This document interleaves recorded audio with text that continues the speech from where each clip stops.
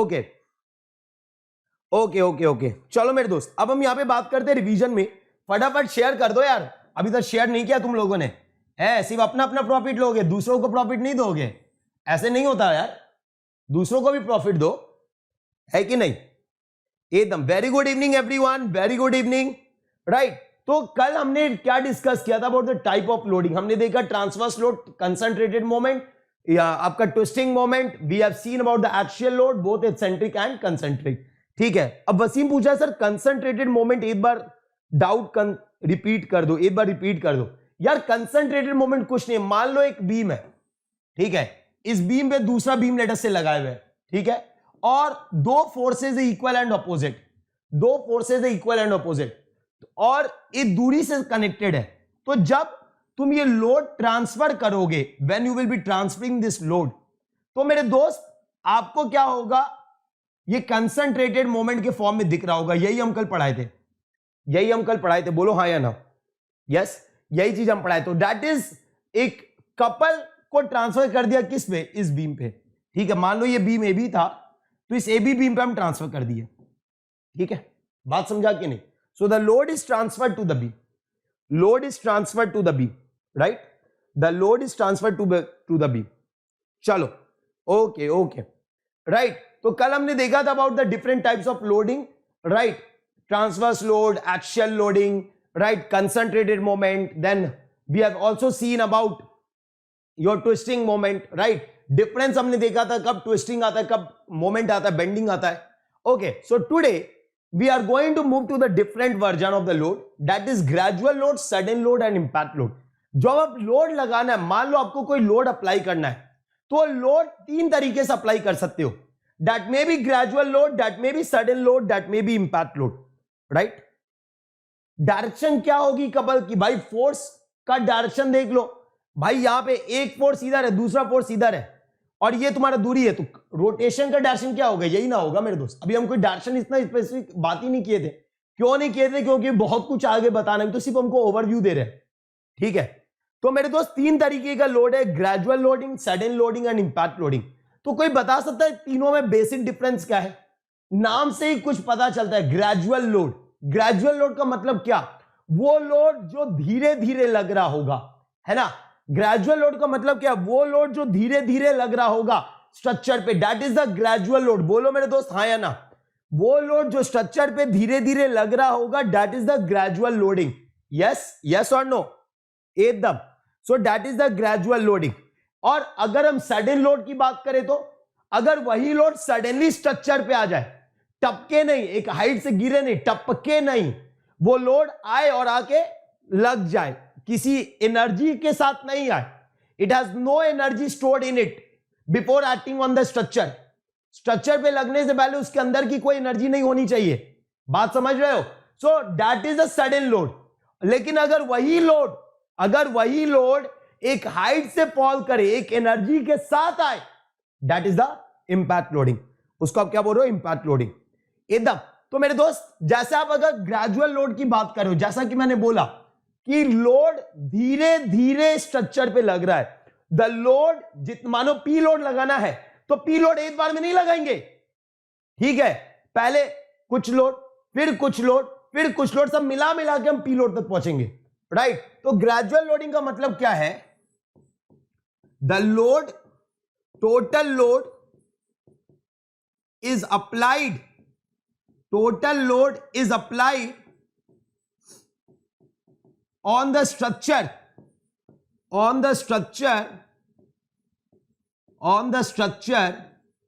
gradually. total load is applied on the structure gradually. Gradual loading होगा मेरे दोस्त, gradual loading होगा, sudden load नहीं होगा, ठीक है। ग्रेजुअल लोड होगा, हाँ। तो मेरे दोस्त, कोई एग्जांपल हो सकता है क्या? ग्रेजुअल लोडिंग का कोई एग्जांपल बता सकता है क्या? ग्रेजुअल लोडिंग का कोई एग्जांपल बता सकता है क्या? Can anyone tell me the example of the gradual load? Rail in track example होगा सर, किस चीज का? ग्रेजुअल का या सडन का? ग्रेजुअल का या सडन का? हाँ, रेल इन ट्रैक, अनन्या बोली एग्जांपल होगा। रेल इन ट्रैक बेटा ग्रेजुअल का एग्जांपल होगा या सडन का एग्जांपल होगा? बोलो बोलो बोलो। यस, ग्रेजुअल लोडिंग की हम बात कर रहे हैं। लोड ग्रेजुअल लग रहा है, धीरे धीरे लग रहा है। Any example you are having? हाँ, any example you are having? बोलो मेरे दोस्त। देखो बड़ा कंफ्यूजन है। ग्रेजुअल का कोई एग्जाम्पल बताओ, ग्रेजुअल का कोई एग्जाम्पल बताओ। Very good. कंस्ट्रक्शन जब आप कर रहे हो, जब आप स्ट्रक्चर बनाते हो ना, when you make a structure, तो आपको जो पूरा लोड जो सॉइल पे लगाते हो, तो ऐसा तो नहीं कि स्ट्रक्चर कहीं बनाए हुए है पूरा और लाके रख दिए, है कि नहीं? ऐसा तो है नहीं। अब धीरे धीरे धीरे धीरे स्ट्रक्चर क्रिएट करते हो, है कि नहीं? बात समझा कि नहीं? तो ये कैसा लोड है? This is a gradual load, right? तो making of a building, construction of a building is example of a gradual load. बात समझे? Construction of a building example, construction of a building. और कोई एग्जांपल? और कोई example gradual load का? Construction of building, okay, construction of building. तो इससे जो सॉइल पे जो लोड जाएगा, that is a gradual load. Soil पे जो लोड जाएगा, that is a gradual load. हाँ भाई, any other example? Okay, construction load on soil, that is okay, done. और कोई एग्जांपल? चलो ठीक है फिर।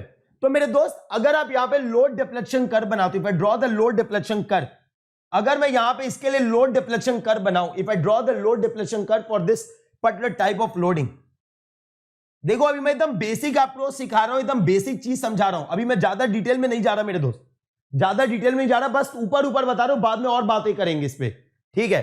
तो अगर हम लोड वर्सेस डिफ्लेक्शन का कर्व बनाए, मानो हमको कुछ P1 amount of total load apply करना है, तो P1 अमाउंट ऑफ लोड एक बार में तो हम अप्लाई करेंगे नहीं, that we are not going to apply at a once, that we are not going to apply at a once, we will increase that load gradually. वो load हम क्या करेंगे? ग्रेजुअल इंक्रीज करेंगे। बात समझे? तो ऑब्वियस सी बात है, तुम जैसे जैसे लोड इंक्रीज करते जाओगे, डेल्टा चेंज होते जाएगा, डेल्टा बढ़ता जाएगा, ठीक है? अभी हम इसमें कोई 1 डिग्री 2 डिग्री नहीं बात कर रहे हैं, बस हम सिंपल बोल रहे हैं डेल्टा बढ़ता जा रहा है, ठीक है? बात समझा कि नहीं? तो यहां पे लोड आपका ऐसा नहीं है, यहां पे लोड ऐसा नहीं है कि आपने एक बार लगा दिया, you are increasing the load gradually. अब धीरे धीरे लोड क्या कर रहे हो? बढ़ा रहे हो। Yes yes, very good. Increasing water level in the reservoir, बहुत बढ़िया बेटा। Increasing water level in the reservoir, बहुत बढ़िया एग्जांपल है अनन्या, बहुत बढ़िया बेटा। Increasing water level, very good example. Increasing water level in the reservoir, increasing water level in the reservoir, increasing water level. और कोई एग्जांपल भी हो तो बताते चलना। देखो आप लोग का दिमाग ज्यादा तेज है भाई, हम लोग का तो कमजोर हो गया, हम लोग का तो दिमाग कमजोर हो गया। अब आप लोग हो, फ्यूचर आप ही लोग हो, हम लोग तो भाई अपना काम करके निकल लिए, है कि नहीं? हम लोग तो अपना काम करके निकल लिए, अब आप लोग को पढ़ा रहे, इससे बड़ा दिन क्या होगा, है कि नहीं? यंग यूथ जो अपना फ्यूचर है, ठीक है, उसको आप ट्रेन कर रहे हो, उससे बड़ा चीज क्या हो सकता है ना? लेकिन मेरे दोस्त, आगे चल के करना तो आप ही को है जो करना है कि नहीं? तो मैं एक ही बात बोलूंगा यार कि ये अभी मुश्किल दौर पे चल रहे हैं हम लोग, ठीक है? We all are running from for some difficult face. ये निकल जाएगा, सब बीत जाता है, सब हो जाता है सही। बस अपना कॉन्फिडेंस कभी मत तोड़ना, अपनी तैयारी कभी मत छोड़ना, अपने पे फोकस रखना, है ना? Right? So very good evening everyone, बहुत बढ़िया। यस, तो ये बात हो गया आपका ग्रेजुअल लोडिंग का। This is about the gradual load. Now coming to the next, that is sudden load. Coming to the next, that is sudden load. Sudden load का क्या मतलब है? सडन लोड का क्या मतलब? आपको जो पी लोड लगाना है, आपने जो लोड आपको लगाना है, वो लोड आप क्या करोगे? वो लोड आपने क्या किया? वो सडनली अप्लाई किया। You applied that load suddenly. Suddenly मतलब धीरे धीरे नहीं, जितना लोड लगाना है एक बार में लगाएंगे। बात समझा कि नहीं? जितना लोड लगाना है एक बार लगाएंगे, धीरे धीरे हम नहीं बढ़ाएंगे, राइट? जितना लोड लगाना है एक बार में लगाएंगे, बार बार नहीं, धीरे धीरे नहीं लगाएंगे, right? So the total load is applied at an instant, is applied at an instant। एक इंस्टेंट पे हम लोड अप्लाई करेंगे। The total load is applied at an instant, right? The total load is applied at an instant. Now my dear friend, total load आप instant apply क्यों? इसीलिए मेरे दोस्त, ये सडन लोड को आप इंस्टेंटेनियस लोड भी बोलते हो, right? This sudden load, it is also referred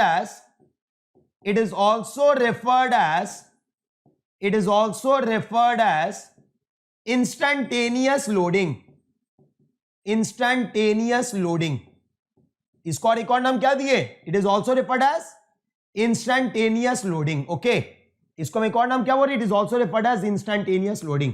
तो अगर हम इसका लोड डिफ्लेक्शन कर्व बनाए, if I draw the load deflection curve, if I draw the load deflection curve, अगर हम लोड डिफ्लेक्शन कर्व बनाए तो लोड डिफ्लेक्शन कर्व क्या बनेगा? मान लो अगर हमको P1 लोड लगाना था, वो P1 लोड हम एक इंस्टेंट ऑफ टाइम पे लगाए, बोलो हाँ या ना? Right, we have applied at instant of time. Okay, तो मेरे दोस्त जो लोड आपको लगाना था आपने टाइम t=0 पे ही लगा दिया, यस और नो? तो द लोड इज कांस्टेंट। हाँ, डिफॉर्मेशन होता रहेगा but the load will be constant. Is it clear? Deformation होता रहेगा, लोड आपका क्या रहेगा? कांस्टेंट रहेगा। बात समझे कि नहीं? जो भी लोड आपको लगाना था आपने एक बार में लगा दिया, जो भी लोड आपको लगाना था एक बार में लगा दिया। Flood condition when water release, बहुत बड़े, एकदम सही बात है। Yes, when after brake applied to the car road, train stopped in a track, एकदम all these are the examples of the sudden. बहुत बढ़िया, क्या क्या एग्जांपल आ रहा है देख लो यार, मजा आ गया, मतलब एग्जांपल सुन के, है मजा आ गया एग्जांपल सुन के। ट्रेन अराइविंग और स्टॉपिंग ऑन द ट्रैक, है ना? Then flood gates, right. तो ये सारे चीज आपके क्या हो गए? एग्जाम्पल हो गए। एकदम मेरे दोस्त।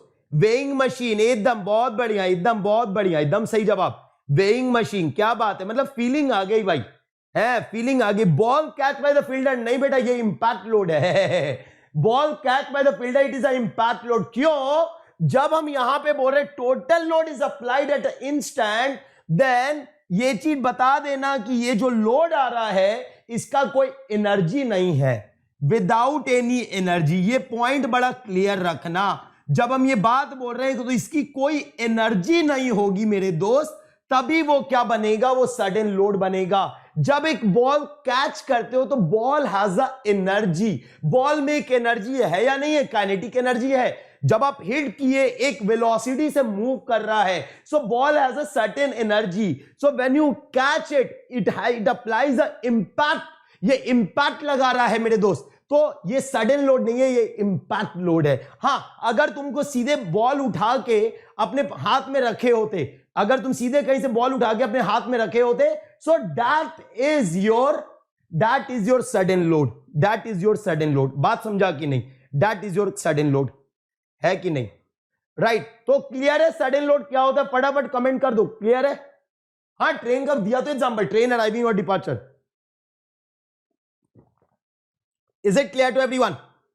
यस, एकदम। चलो। Okay, now moving to the impact load. तो इंपैक्ट लोड तो ऑलरेडी बता चुके, load is applied with a certain energy, है ना? लोड कोई भी अप्लाई करो with a certain energy, load applied at certain energy, load applied with certain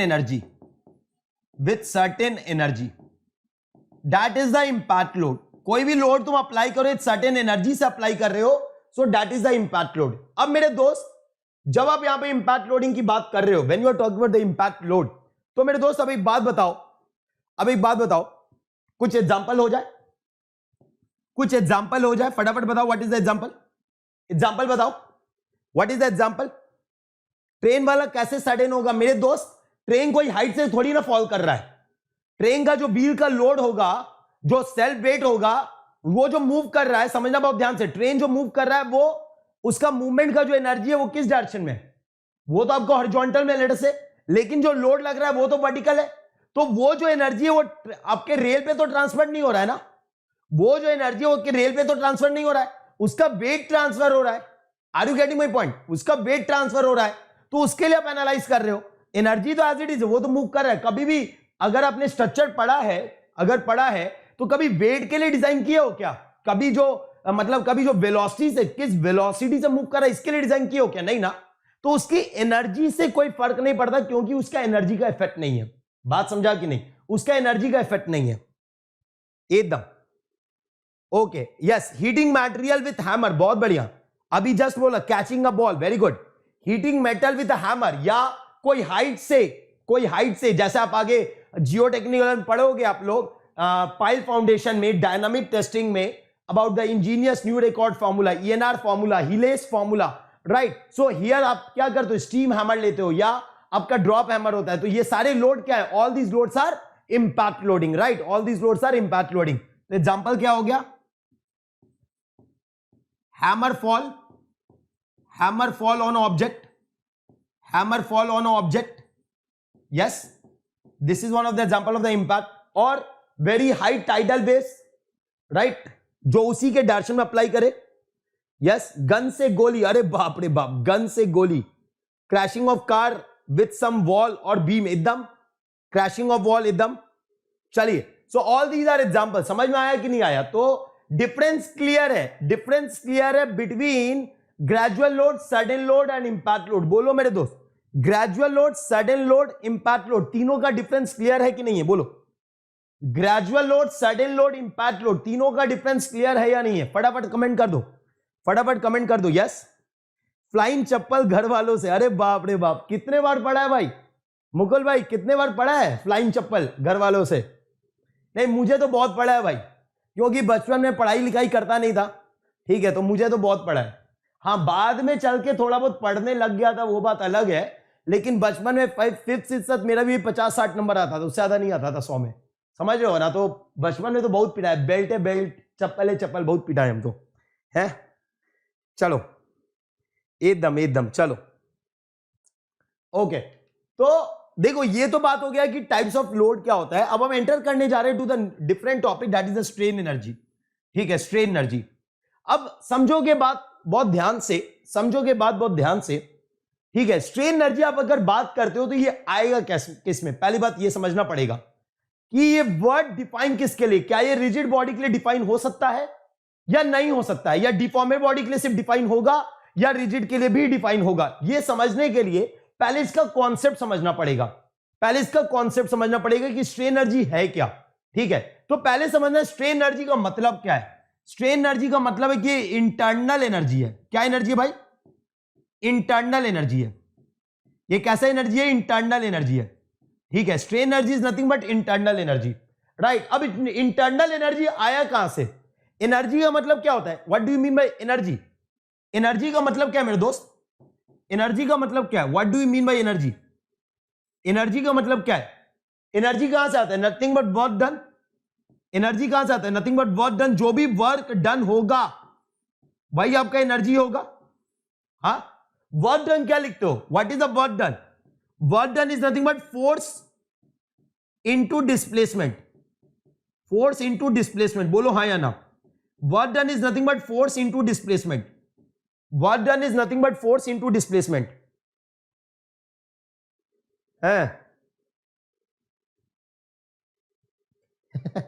चलो चलो चलो, ओके, यहां ध्यान दो, यहां पे ध्यान दो यार। देखो, तो अब समझोगे ध्यान से, होता क्या है, अगर आपको मैंने बोला you have to deal with the equilibrium body, आप और कोई बॉडी के लिए डील नहीं करोगे, ठीक है। अब मान लो मेरे दोस्त, समझोगे यहां पे, ये आपका एक मटेरियल है, ठीक है। इस पे हमने लोड लगाया, है ना, इस पे हमने लोड लगाया P का, है ना, लोड लगाया। अब इस लोड के कारण ये बॉडी डिफॉर्म करेगा, कि नहीं करेगा, राइट। सो लेट अस से द डिफॉर्मेशन इज डेल्टा, ये L से क्या हो गया? L प्लस डेल्टा, है ना। तो एक्सटर्नल वर्क डन होगा, है ना। एक्सटर्नल वर्क डन किसके द्वारा? By this applied load P, yes और no? It is the body is in equilibrium, लेकिन स्टिल द बॉडी पे एक्सटर्नल वर्क हुआ है, बोलो हाँ या ना। एक्सटर्नल वर्क इज डन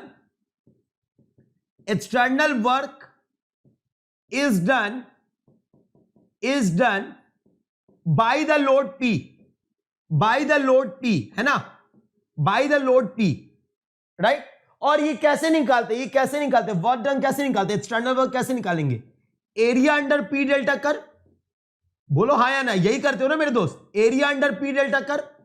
अरे बोलो रे बाबा हाँ या ना, एरिया अंडर P डेल्टा कर, यही करते हो आप लोग, राइट। तो अब मेरे दोस्त हुआ क्या, ये जो एक्सटर्नल वर्क है, ये जो एक्सटर्नल वर्क है, it is stored in the body, it is stored in the body. ये जो एक्सटर्नल वर्क है, सारा वर्क, ये सारा जितना भी एक्सटर्नल वर्क है, this is stored in the body in the form of internal energy. ये पूरा एक्सटर्नल वर्क बॉडी के अंदर जाके स्टोर हो गया इन the form of the internal energy, and that internal energy is nothing but strain energy, right. ये बोल रहे ये external work, entire external work get stored in the body in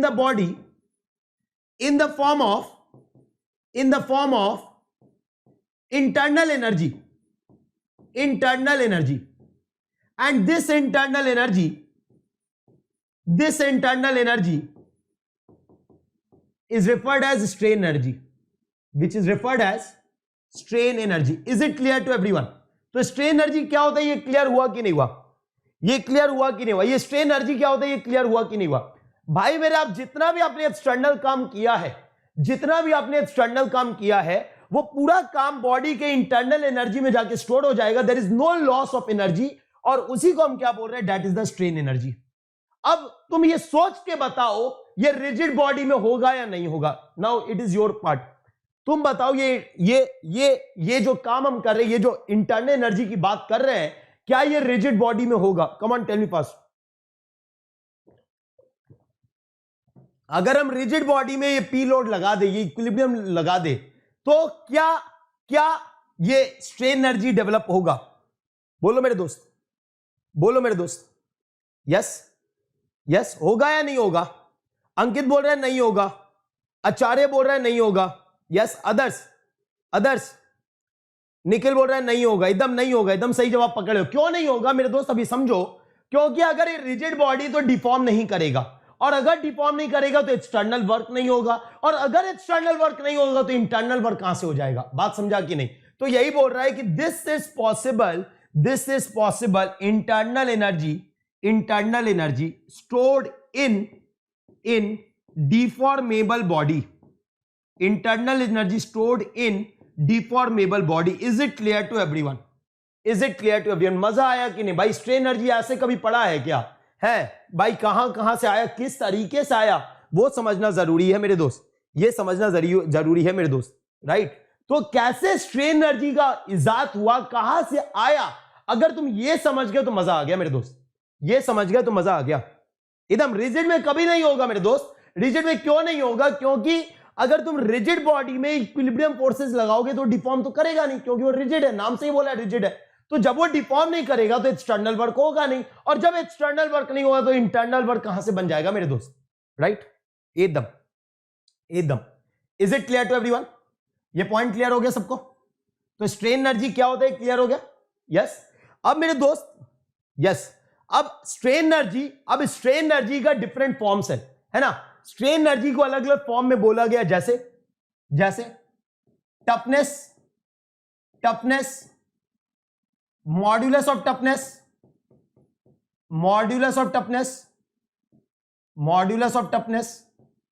then strain energy का दूसरा form है आपका क्या, resilience, then you have proof resilience, and last you are having modulus of resilience. So these are the 5 types of resilience and toughness, मतलब आपका strain energy जो आपको देखना है, toughness, modulus of toughness, right, toughness, modulus of toughness, then resilience, proof resilience and modulus of resilience, right. एकदम। तो मेरे दोस्त अब बड़ा मजा आने वाला है, क्योंकि अब इन पॉइंट्स के बारे में हम पढ़ने जा रहे हैं। पहले बात हम ये समझ लिए कि सारा चीज जो है, ये सारा क्या है, ये सारा चीज क्या है, all these R strain energy. Strain energy किसमें आएगा, सिर्फ और सिर्फ डिफॉर्मेबल बॉडी में आएगा। ये डिफॉर्मेबल बॉडी में भी external work done, it is the internal energy stored, right. चलो, बात अलग है, मैग्नीट्यूड वाइज सेम है, but it is the internal energy. जो आपने एक्सटर्नल काम किया है वो इंटरनली स्टोर हुआ बॉडी में, that is the internal energy, right, that is the strain energy. तो अब हम बात करें टफनेस और मॉडुलस ऑफ टफनेस। तो इतना तो पता चल गया, it is the strain energy, है ना। इतना तो पता चल गया, this is the strain energy. Now my dear friends, तो अगर हम बात करें toughness and modulus of toughness के, if I talk about the toughness and modulus of toughness, तो पहली बात मैं बता दूं, ये वो एनर्जी है जो बॉडी में डेवलप होगा, which is developed within the body when it is subjected to impact loading. कब आएगा भाई, कब आएगा? चाहे तुम टफनेस बात करो, चाहे तुम मॉडुलस ऑफ टफनेस बात करो, दोनों के लिए हम बात कर रहे हैं। डेवलप्ड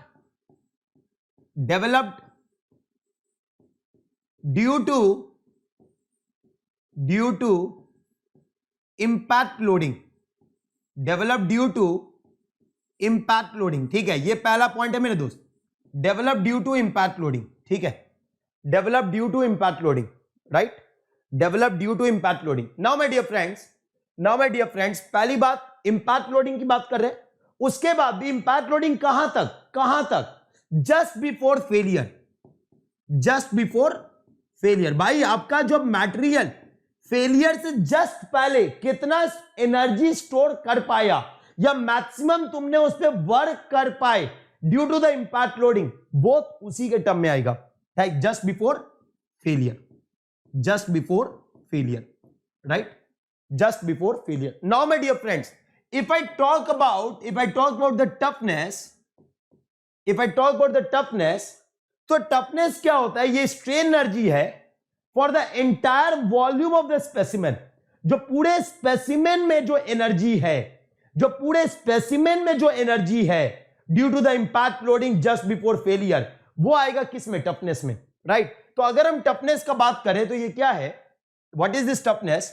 ये हम क्या बोल रहे हैं? It is the strain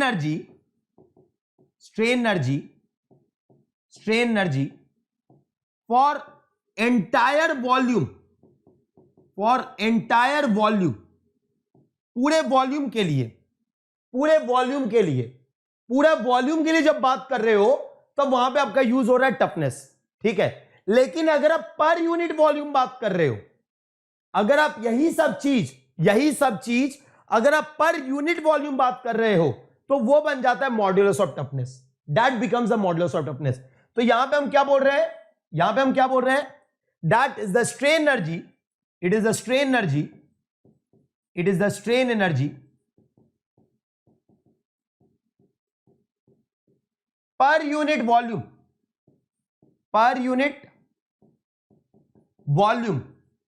of specimen, पर यूनिट वॉल्यूम ऑफ स्पेसिमेन। तो अगर आप टफनेस बात कर रहे हो तो आप पूरे वॉल्यूम पे बात कर रहे हो, राइट। अगर आप मॉडुलस ऑफ टफनेस बात कर रहे हो तो पर यूनिट वॉल्यूम पे बात कर रहे हो। भाई ये मैंने डिफाइन नहीं किया, बच्चा बोल रहा है सर वाई बिफोर फेलियर। बेटा ये तो डेफिनेशन बताता है ना, क्योंकि आप जब इंपैक्ट लगाते हो तो आप और कहीं बीच में नहीं लगा सकते, आप सीधे फेलियर पे ही बात करोगे। आप कोई भी चीज पे इंपैक्ट लगा रहे हो और उसमें बता रहे हो कितना एनर्जी है, तो आप और किसी स्टेट में उसको नहीं बता सकते हो। बात समझे? फेल होने से जस्ट पहले का ही कंडीशन तुम निकाल सकते हो, राइट। तो मेरे दोस्त यहां पे हम इसको एक और चीज लिखते हैं, modulus of toughness is also defined as toughness per unit volume. It is also defined as toughness per unit volume. इसको हम और क्या डिफाइन कर रहे हैं? टफनेस पर यूनिट वॉल्यूम, ठीक है। अब मेरे दोस्त वर्क डन, अभी जस्ट हमने बोला इट इज कैसे निकालते हैं? Area under the P delta curve, है ना। तो आप जब पूरे वॉल्यूम के लिए बात कर रहे हो तो that is a work done ना, है ना, and that is stored as a internal energy. तो टफनेस अगर तुमको निकालना है ड्यू टू इंपैक्ट लोडिंग, है ना, सो it is the area under, it is determined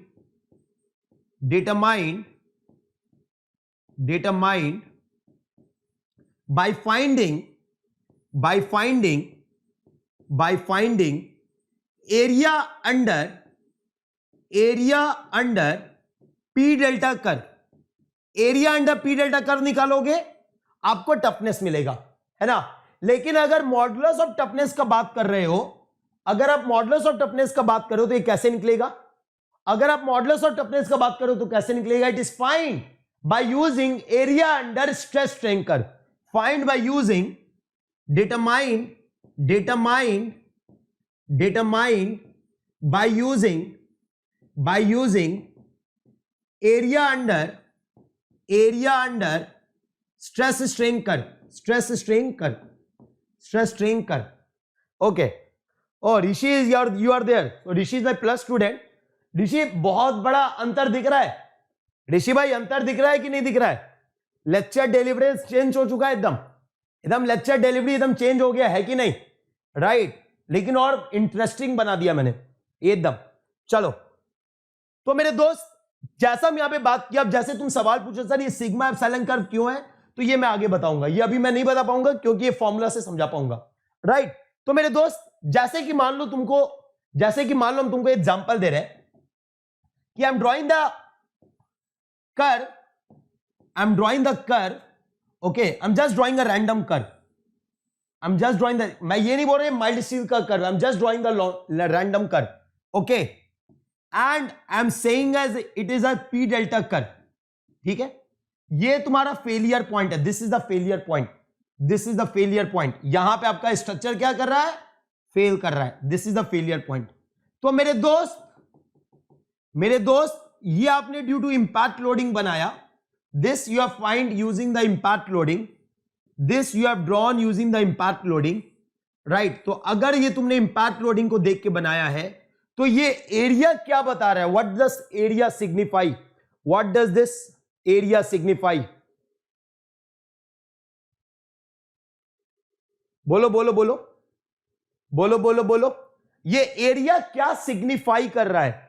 what does the area signify? फटाफट बताओ, ये एरिया क्या सिग्निफाई कर रहा है? This area under the P delta curve, I already told you this curve is drawn from the impact loading, not for gradual load. impact load लगा के curve बनाया, मैंने ये नहीं बोला है माइल्ड स्टील का कर्व है, मैं ये बात नहीं बोल रहा हूं, मैं पहले बता दे रहा हूं।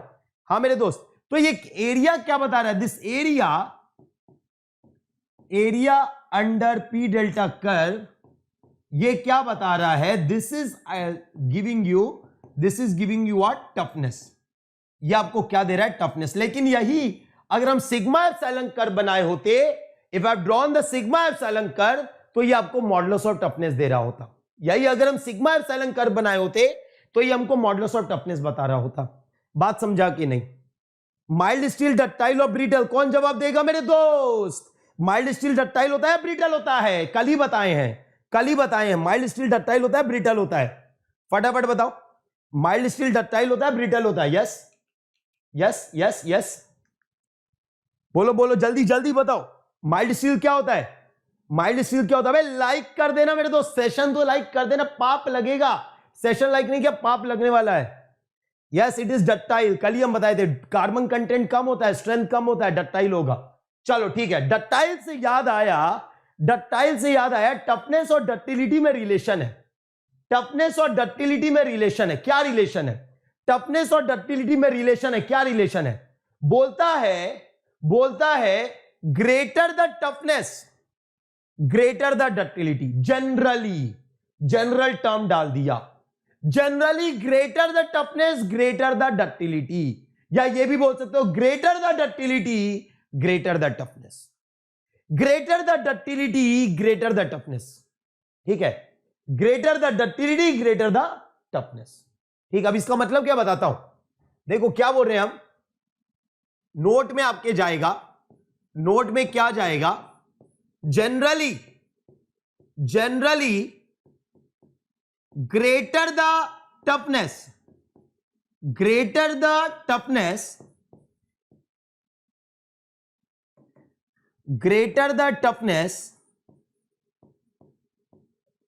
अबे क्या हो गया? Okay, greater will be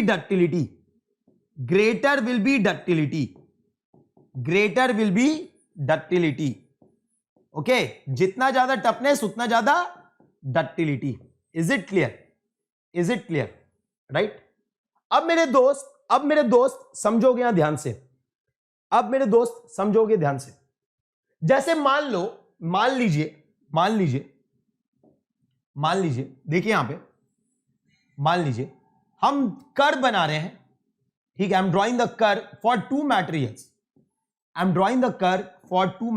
okay, I am drawing the curve for two materials. What I am saying, what I am saying कि भाई ये आपका पी डेल्टा कर्व है, let us say this is a P delta curve. Now this is the curve for A and this is the curve for B. This is the curve for B. So which is more ductile? कौन ज्यादा ductile होगा? फटाफट बताओ. Yes, कौन ज्यादा ductile होगा? ए होगा या बी होगा? Which is more ductile? फटाफट बताओ. विच इज मोर डक्टाइल? फटाफट बताओ तो. कौन ज्यादा डक्टाइल होगा? ए होगा या बी होगा? ए होगा या बी होगा? फटाफट बताओ. विच इज मोर डक्टाइल? डक्टिलिटी का मैंने कल ही क्राइटेरिया बताया था कि जो ज्यादा फेलियर डिफॉर्मेशन देगा, फेलियर पे जो ज्यादा डिफॉर्मेशन देगा वो ज्यादा डक्टाइल कहलाएगा, है ना. तो which is more ductile? Yes, B is more ductile. एकदम एकदम सही बात. देखो ना यार, फेलियर स्ट्रेन अगर बात कर रहे हो तो delta failure for A and delta failure that is this is for B, this is for A. तो क्या दिख रहा है? Delta failure for B is greater than delta failure for A. Yes और नो? यस और no? बोलो मेरे दोस्त, है या नहीं? तो जिसका फेलियर स्ट्रेन ज्यादा या फेलियर डिफॉर्मेशन ज्यादा, that will be more ductile. That means B is more ductile than A. B is more ductile than A. अरे बाबा, शेयर कर दिया ना सारे लोग अपने अपने प्रोफाइल से? यस और नो? एकदम शेयर करते रहना मेरे दोस्त, ठीक है. तो अब यहां पे देखना, जनरली क्या पाया जाता है कि जो ज्यादा डक्टाइल होता है ना, उसका एरिया अंडर द कर्व भी ज्यादा होता है. क्या बोल रहे हैं?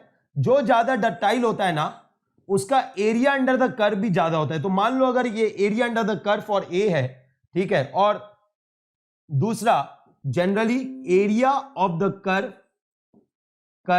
For B will be greater than area of the curve for A. अगर बी ज्यादा डक्टाइल है तो curve for A, which implies toughness of B is greater than toughness of A. लेकिन मेरे दोस्त, जब हम ये बात बोल रहे हैं तो जनरल टर्म मेंशन किए हैं, मतलब एक्सेप्शंस होते होंगे.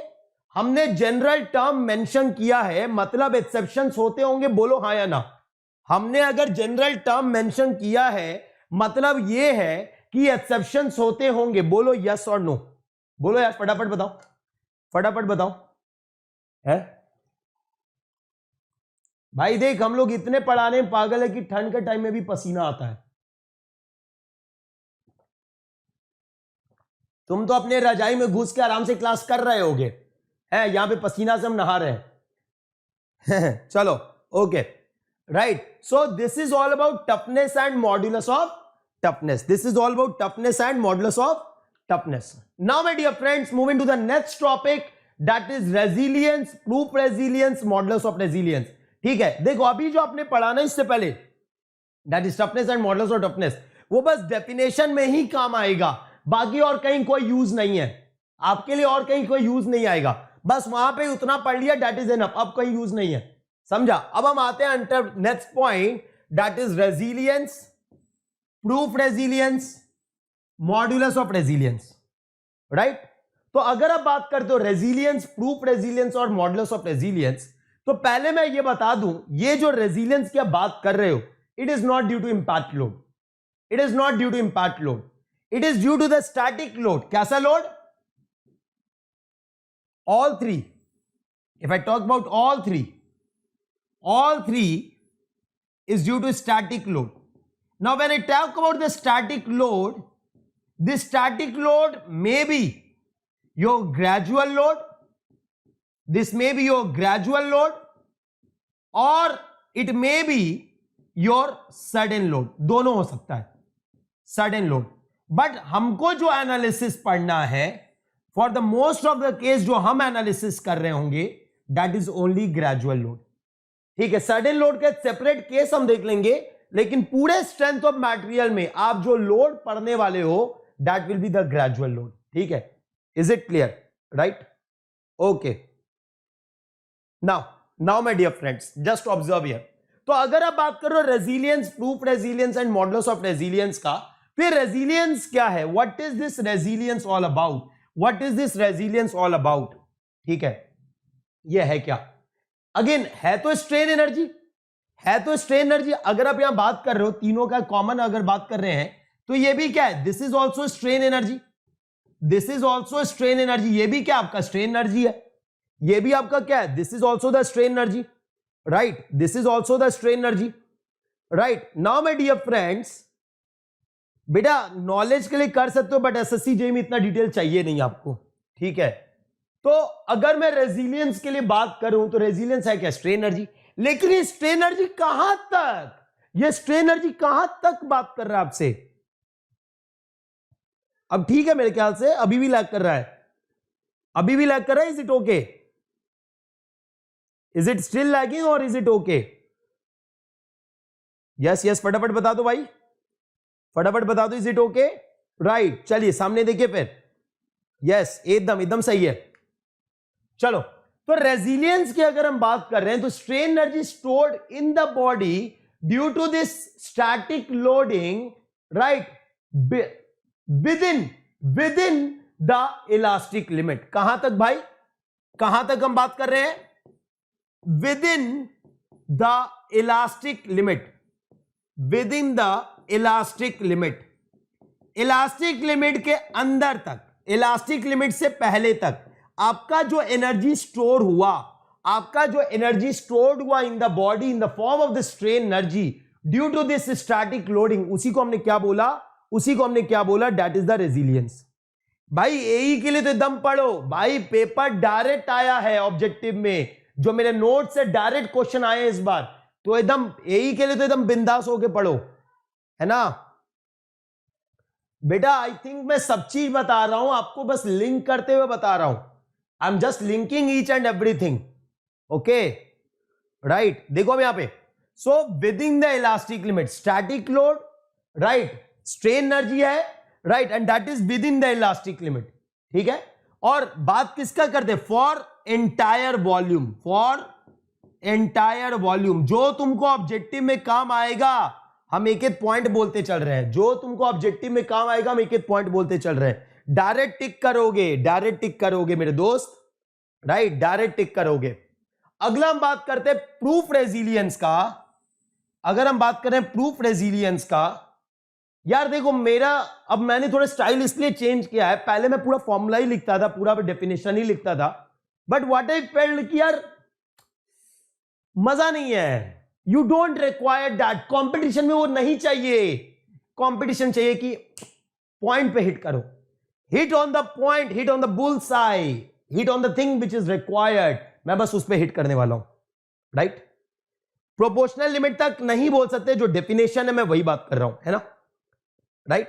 प्रोपोर्शनल लिमिट पहले आता है, मैं आगे बात करूंगा कि आगे चल के ये भी बताऊंगा कि proportional limit, elastic limit, yield limit, तीनों एक ही पॉइंट हम मानते हैं, राइट। लेकिन मेरे दोस्त डेफिनेशन बोलता है till elastic limit, between the, within the elastic limit, that is the resilience and that is for the entire volume, okay, एकदम। तो अब अगला हम बात करें प्रूफ रेजिलियंस का, next we are talking for the proof resilience. तो proof resilience की अगर हम बात करें तो ये क्या है, this is up to the elastic limit, this is up to the elastic limit, not within, up to मतलब उस पॉइंट पर, जिस पॉइंट पे आपको बताना है ना स्ट्रेन एनर्जी, जिस पॉइंट पे आपके इलास्टिक लिमिट आ रहा है ना, उस पॉइंट पर जब लोड लगा और उसके करस्पॉन्डिंग जो स्ट्रेन एनर्जी आया due to this static load, right, for the entire volume, for the entire volume, उसको आप क्या बोलो, proof resilience. So up to the elastic limit for the entire volume, for the entire volume, for the entire volume, this will become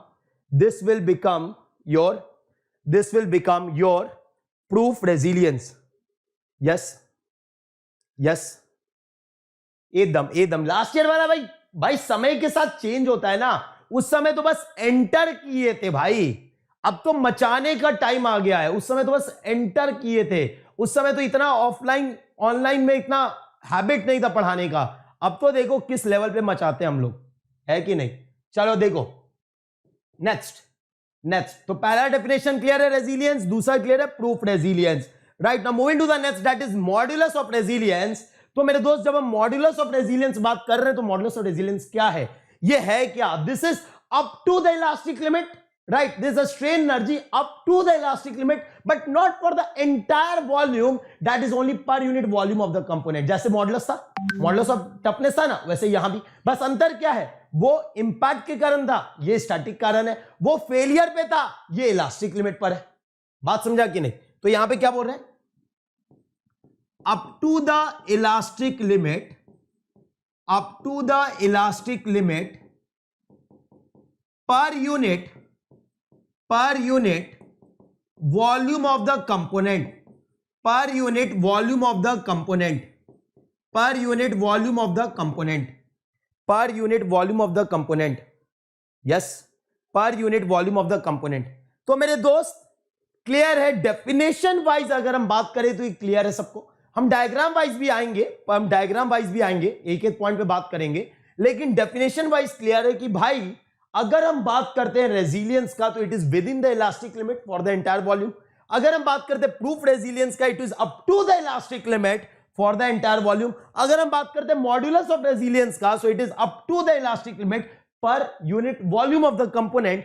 कहने का मतलब है मेरे दोस्त, हम मॉड्यूलस ऑफ रेजिलियंस लिख सकते हैं, proof resilience, we can write this as proof resilience, we can write this as proof resilience per unit volume of the component, per unit volume of the component, yes or no? We can write this, yes, yes, yes, yes, एकदम right. Now my dear friends, if I come to the mathematical, that is graphical representation, अगर हम graphical representation बात कर रहे हैं, and I draw the load deflection curve, if I draw the load deflection curve, okay, and let us say this is a load deflection curve I obtained for any material, okay, and this is your elastic limit, this is your elastic limit, ये आपका elastic limit है। तो मेरे दोस्त अगर मान लीजिए आपने जो लोड लगाया वो इलास्टिक लिमिट के अंदर है, तो ये जो एरिया होगा, ये एरिया क्या बताएगा, फटाफट से आंसर बताओ। ये area under the speed delta curve, ये load within the elastic limit है, ये एरिया क्या बताएगा, फटाफट से बता दो मेरे दोस्त, फटाफट से बता दो क्या आएगा। यस, फटाफट से बता दो ये क्या आएगा। अरे बाबा जल्दी रे बताओ रे बाबा, ये क्या आएगा रे बाबा। यस यस यस यस, फटाफट बताओ, फटाफट बताओ। What will B this value, what will B this area, ये एरिया क्या होगा, ये एरिया को हम क्या बोलेंगे, कौन सा स्ट्रेन एनर्जी बनता है, toughness, modulus of toughness, resilience, proof resilience और मॉडुलस ऑफ रेजिलियंस। यस, क्या बोलोगे इसको, यस, यंस मॉडुलस, एक थप्पड़ मारेंगे, रेजिलियंस बोलेंगे, एकदम एकदम, we will tell it as resilience. इसको हम क्या बोल रहे होंगे, हम इसको बोल रहे होंगे रेजिलियंस, एकदम एकदम मेरे दोस्त, इसको हम बोल रहे होंगे resilience, right. The area under the P delta curve before within the elastic limit, that will be called as resilience, right. Now my dear friends, if I draw the curve of load versus deflection, load versus deflection curve बनाए, and my dear friends, this is the curve, this is the elastic limit, and I apply the load till the elastic limit, I apply the load till the elastic limit. So what is this area referred as, what is this area referred as, फटाफट बताओ, what is this area referred as, इस area को आप क्या बोलोगे, what will be this area referred as? Yes, this area will be referred as proof resilience. Yes, this area will be referred as proof resilience. इस area को आप क्या बोलोगे, you will tell it as proof resilience, right। एकदम एकदम सही बात, एकदम सही बात, एकदम सही बात, राइट। लेकिन मेरे दोस्त यही अगर हम कर्व ये बना दे, अगर हम मान लो कर्व ये बना दे, right, that means we draw the stress strain curve, we draw the stress strain curve, हम स्ट्रेस स्ट्रेन कर्व बना रहे हैं, and this is my curve, this is the elastic limit, right, and ये area, तो ये area क्या बनेगा, ये एरिया क्या कहलाएगा, फटाफट बता दो। What will B this area, what will B this area, what will B this area. Yes, इस एरिया को आप क्या बोलोगे, इस एरिया को आप क्या बोलोगे, what will B this area, nothing but modulus of resilience, nothing but modulus of resilience. Is it clear to everyone? Is this point clear to everyone? Yes. Is this point clear to everyone? Come on, tell me fast. Yes, एकदम मेरे दोस्त, एकदम right. So this is the resilience, proof resilience and modulus of resilience, right? Now my dear friends, we need some formulas. We need some formulas. हमको कुछ formulas चाहिए. किसके? Resilience के. हमको चाहिए प्रूफ रेजिलियंस के, हमको चाहिए मॉड्यूलस ऑफ रेजिलियंस के. We need some formula, right? So we are going to arrive at that formula. We are going to arrive at that formula, but before arriving that formula, we need to take certain assumption. We need to take certain assumption. assumption क्या है? assumption क्या है? that assumption क्या है? that no loss of energy, no loss of energy, no loss of energy, no loss of energy, right? Then proportionality limit, yield limit and elastic limit are considered to be nearly same. To be nearly same. अगर ये point अभी समझ में नहीं आया कोई बात नहीं, जब टेंसाइल टेस्ट और माइल्ड स्टील पढ़ाएंगे समझ में आ जाएगा. Nearly same, right? Next the load deflection curve और stress strain curve is assumed to be linear,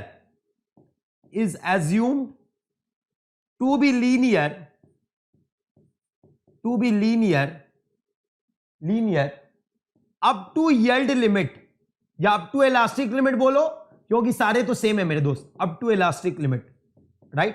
and thereafter जो लास्ट पॉइंट हम लिखेंगे वो क्या है? strength at elastic limit,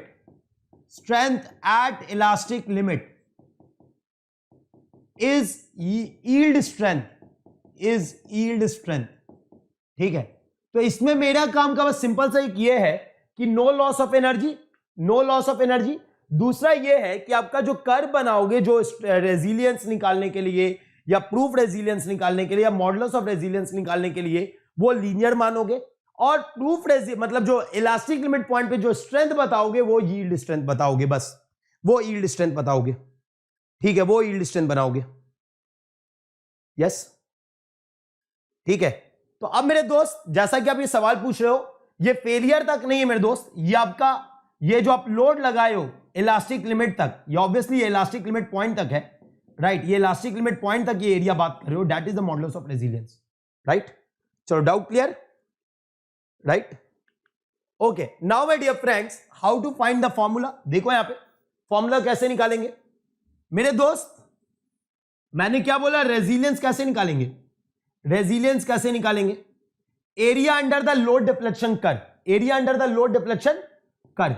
will find the resilience using area under the load deflection curve. तो मेरे को मतलब टिल द इलास्टिक लिमिट ही है. Which is assume to be linear, right? तो पहले हमको ये बता दो, ये जो रेजिलियंस तुम निकाल रहे हो, यहां पे जो रेजिलियंस निकाल रहे हो, ये सडन लोड के लिए निकाल रहे हो या ग्रेजुअल के लिए निकाल रहे हो? यस, साकिब भाई अभी तो बताया. रेजिलियंस प्रूफ रेजिलियंस में क्या अंतर है? रेजिलियंस इलास्टिक लिमिट के अंदर, प्रूफ रेजिलियंस इलास्टिक लिमिट पर, उस पॉइंट पर. ठीक है, ओके. नाउ तो यहां पे अगर हम बात करें भाई, ये आपका जो लोड है, ये आपका यील्ड लोडिंग है. ठीक है, कुछ पॉइंट पे हम बात कर रहे हैं. ठीक है, let us say some load is P and delta is delta, right? So अगर हम इसके लिए बात करें फॉर दिस पर्टिकुलर लोड, ये आपका इलास्टिक लिमिट पॉइंट है. This is your elastic limit point. मैं लोड अभी इलास्टिक लिमिट पे नहीं लगाया हूं, उससे पहले बात कर रहे हैं. तो उस लोड पे अगर हम बोल रहे हैं कि डिफॉर्मेशन डेल्टा है, so what is the strain energy? That is the resilience. What is the resilience? That is denoted by U. Capital U. हाँ भाई, बोलो क्या लिखोगे? फटाक से बताओ. What is the resilience? एकदम, this is due to the gradual loading. Sudden नहीं बात कर रहे. ये आपका किसके लिए बात कर रहे हैं? ग्रेजुअल लोडिंग के लिए बात कर रहे हो. Yes, come on, tell me fast. Yes yes yes, resilience का क्या फॉर्मूला लिखोगे? What will be the formula for the resilience? What will be the formula for the resilience? Yes, half into P into delta, half into P into delta, right, half into P into delta. Now my dear friends, suppose आप ये जो resilience की बात कर रहे हो, ये जो लोड की बात कर रहे हो, ठीक है, ये आपका एक बार था जिसमें आपने लोड लगाया था P. ओके, इसका इनिशियल लेंथ L है, initial cross sectional area A है. Due to the application of the load P, it deforms to L plus delta. It deforms to L plus delta, right? It deforms to L plus delta.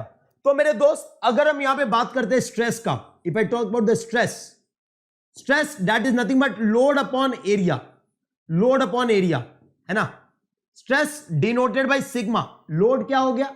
Load हो गया P, area क्या हो गया? A, है ना? तो अब P बराबर क्या लिख दोगे आप? सिग्मा इंटू A लिख दोगे. P बराबर सिग्मा इंटू ए लिख दोगे? बोलो हाँ या ना. P बराबर सिग्मा इंटू ए लिख दोगे? यस और नो? लिख दोगे. सिमिलरली अगर आप बात करते हो strain, if you talk about the strain, that is epsilon. तो एप्सिलॉन क्या होता है मेरे दोस्त? That is nothing but change in length upon original length. Change in length upon original length.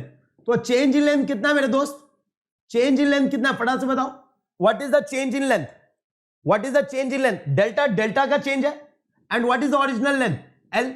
तो मेरे दोस्त यहां से डेल्टा बराबर हम क्या लिख सकते हैं? एप्सिलॉन एल लिख सकते हैं. बोलो हाँ या ना. Any doubt in this? तो ये आपका पहला फॉर्मूला है, दैट इज द रेजिलियंस. ये आपका पहला फॉर्मूला है. उसके बाद आपका दो इक्वेशन आया, आपके पास दो इक्वेशन आया, है ना? You got two equation. तो अगर हम 2 and 3 सब्स्टिट्यूट करते 1 पे, if I substitute 2 and 3 in 1, right, substituting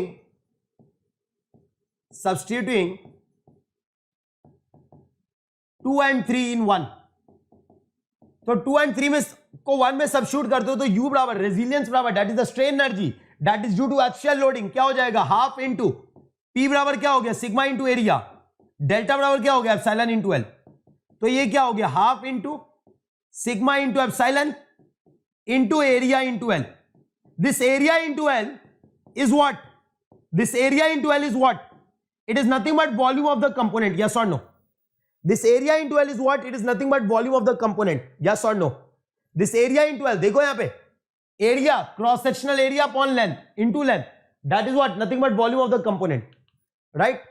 So this is your strain energy, that is half into sigma into epsilon into volume of the component. Is it clear? Is it clear to everyone? Yes. चलो, तो ये आपको दूसरा formula आया for the strain energy due to the axial loading, right? Now my dear friends, Hooke's law is valid, yes or no? Hooke's law is valid. Hooke's law is valid.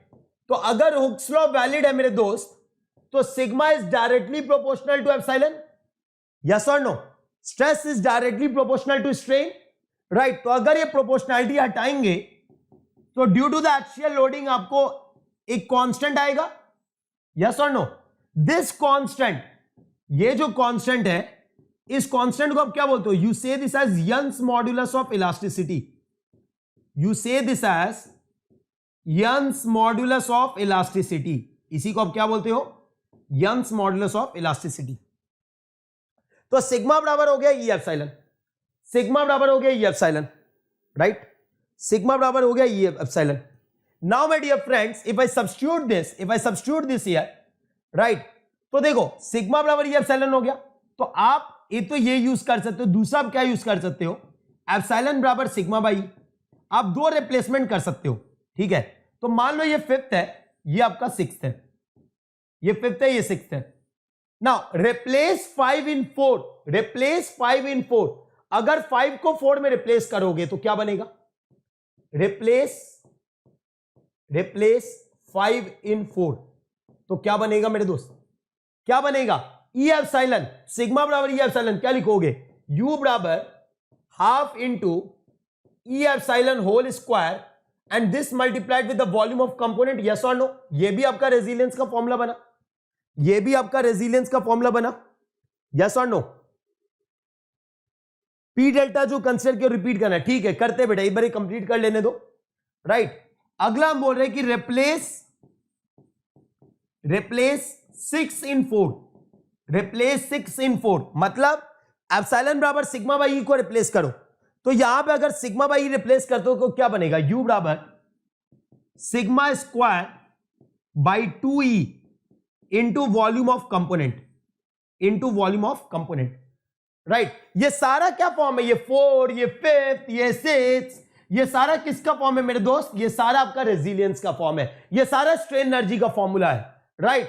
Now my dear friend, just observe here, U बराबर sigma square by 2 into volume of component, ये सारा आपका resilience आया। अगर हम बात करते हैं प्रूफ रेजिलियंस का, if I talk about proof resilience, तो प्रूफ रेजिलियंस क्या हो जाएगा? What will B proof resilience? देखो यहां पे भाई, यील्ड लिमिट मतलब आपका बोला क्या, उस पॉइंट पे, जिस पॉइंट पे आप बात कर रहे हो, यहां पे इलास्टिक लिमिट पे जो लोड है, तो उस समय आप जब सिग्मा के टर्म में बात करो तो यील्ड की बात कर रहे होगे, राइट? तो वहां फॉर्मूला हम क्या लिख सकते हैं? यू बराबर sigma Y square by 2e into volume of component, yes और नो? यस और नो बोलो। So that will become your proof resilience, ये बन जाएगा प्रूफ रेजिलियंस, राइट? यस, एकदम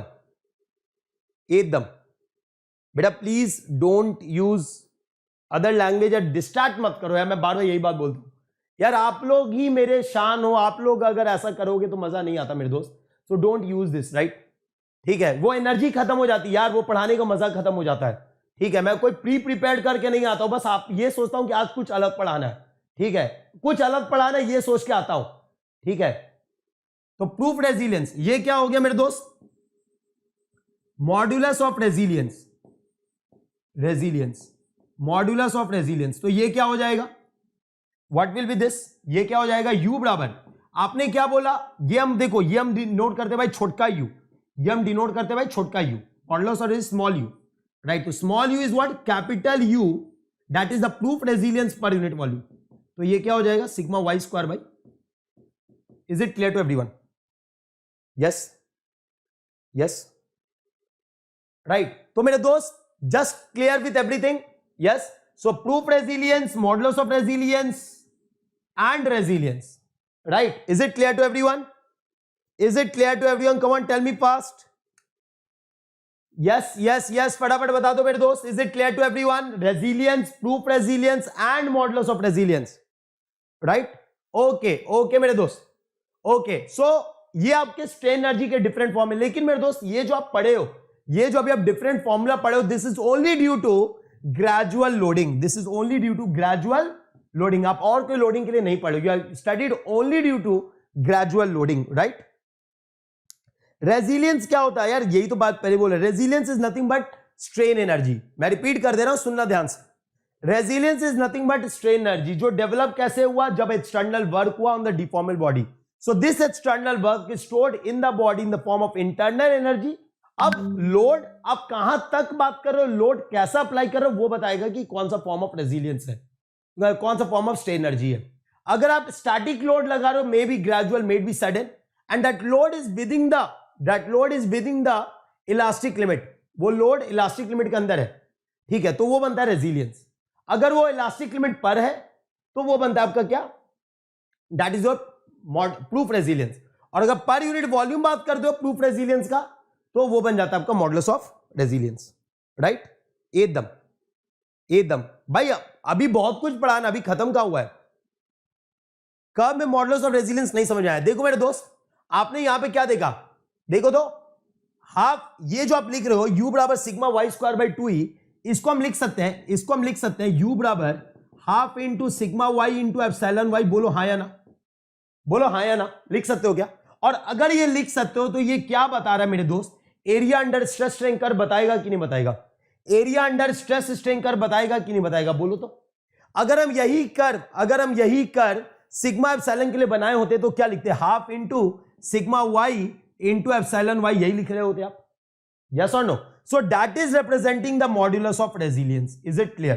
That is representing the modulus of resilience. Sir P delta जो consider किए वो बताना. बेटा वर्क डन क्या है? What is a work done? Area under the P delta curve. यही हम बचपन से पढ़ते आए हैं, राइट? अब बचपन में पाप किए होगे, बात दूसरा है, ठीक है? तो area under the P delta curve is the work done, right? And that is the strain energy. वही आपका स्ट्रेन एनर्जी है. तो इस एरिया को कंसिडर कर दिया और उसी को रेजिलियंस लिख दिए. यस, एकदम एकदम क्लियर है कि नहीं? एकदम okay. Is it clear to everyone? Is it clear to everyone? फटाफट बता दो मेरे दोस्त. तो मैं उम्मीद करूंगा कि आप लोग लाइक और शेयर किए होंगे अपने सारे दोस्तों से, है ना? अपने स्टेटस पे लगाए होंगे, अपने स्टेटस पे लिंक डाले होंगे कि बाकी लोग भी देखेंगे, है कि नहीं? तो ये करना है मेरे दोस्त, ठीक है? नॉलेज सिर्फ अपने पास नहीं रखना है, सबको बांटना है कि नहीं? तो ये चीज जरूर करना. It's time to experience something glorious. Unacademy Combat. Compete, crack, conquer. A challenging gate contest engineered to give you an experience like none other. Where you put your knowledge to test. and battle it out with the best. To bring out the best in you, Unacademy Combat is the most competitive, gamified contest for gate till date, with the best of the questions by best educators. With detailed video solutions from top educators right after each contest. Combat live with peers to get real-time rankings and win big. Participate in every contest to improve your ratings. Challenging contests every fortnight or alternate Sunday. Live ranking after every question. Big rewards for top rankers. Your passion to crack gate deserves this. Your hard work towards your dream deserves this. Fuel your inner fire for the ultimate gate challenge. Unacademy Combat. Register now.